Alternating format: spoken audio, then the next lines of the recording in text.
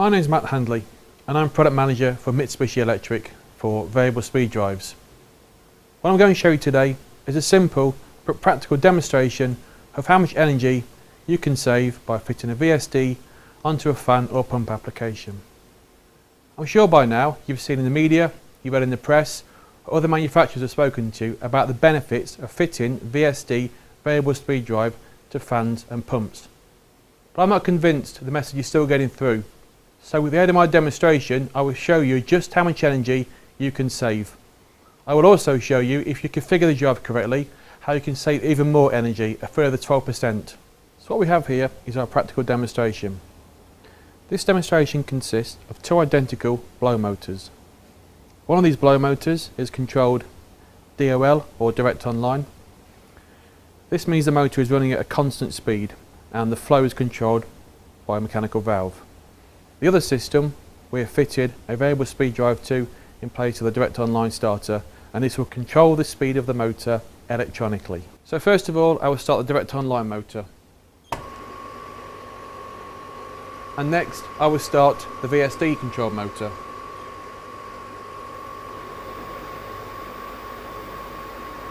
From the HMI, I can read back the current, the voltage and the power from each system. So let's first take a look at the direct online motor. We can see that its current is 0.79.8 of an amp. The line volts are 408 volts, and these are measured from this meter connected to 3 CTs on the feed to the motor. If I now vary the flow on the direct online system using the mechanical damper valve,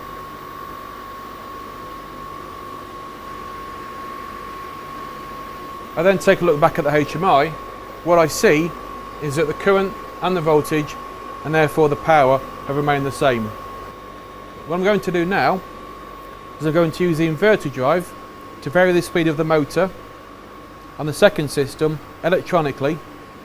Slowing the motor down will therefore reduce the flow. First of all, we can take a look at the inverter current, voltage and power, and we can see we have 0.75 of an amp and 415 volts, which is the same as the direct online system was at full speed. Okay, if I now reduce the speed of the inverter, what I'm going to do here is match the balls in the tube to mimic the same airflow. So with the flow the same in both tubes, I can now see that the DOL system is at 0.8 of an amp, 414 volts, whereas the frequency inverter reduced the speed, went out 0.34 of an amp, 147 volts, saving overall 110 watts. I'm now going to stop the VSD.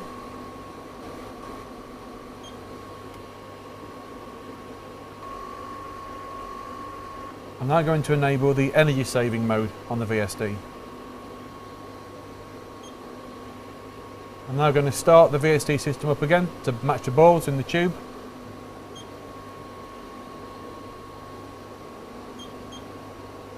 And what you can see now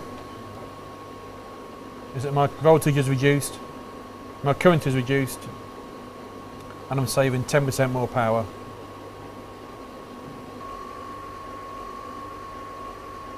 One final demonstration. I'm now going to run the VSD back at full speed again with energy saving on.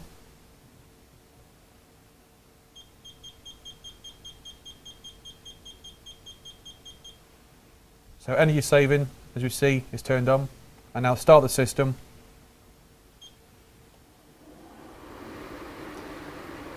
What I see with full flow is at 50 Hz I now have half the current and half the voltage I had before with energy mode disabled.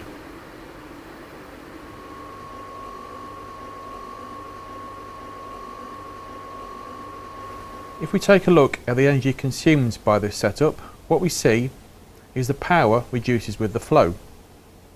Variable torque loads are typical of centrifugal fans and pumps and have the largest energy saving potential. They are governed by the affinity laws, which describe the relationship between the speed and other variables.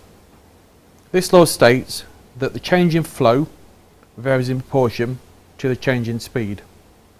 The change in head or pressure varies in proportion to the change in speed squared. The change in power, however, varies in proportion to the change in speed cubed. This power to speed relationship is also referred to as the cube law.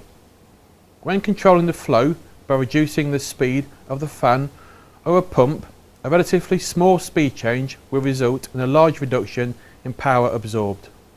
In actual fact, this law determines, for example, that for a 20% reduction in speed, there is a 50% reduction in power consumed. So what we've seen today, using this simple but practical demonstration, is just how much energy you can save when fitting a VSD in place of a mechanical damper onto a fan or to a pump. We've seen that when we use the OEC, optimum excitation control, inside the inverter, we can then optimise this energy output even further, and we can save up to 12% in practical terms. What we've also seen is that when a motor is oversized for a system, that OEC, optimum excitation control, will compensate for this. We saw when I used this that on the inverter motor at full speed we were at half the current and half the voltage and vastly reduced power. This has other benefits, of course. If the motor is only getting just the amount of current and voltage it needs to rotate the shaft, therefore there is no wasted heat. And we have practical demonstrations here where we run an OEC motor versus a straightforward inverter controlled motor, and the skin temperature after 15 minutes is half. If you'd like to experiment with energy saving on fan and pump applications using the technology I've showed you today, please go to our virtual system online.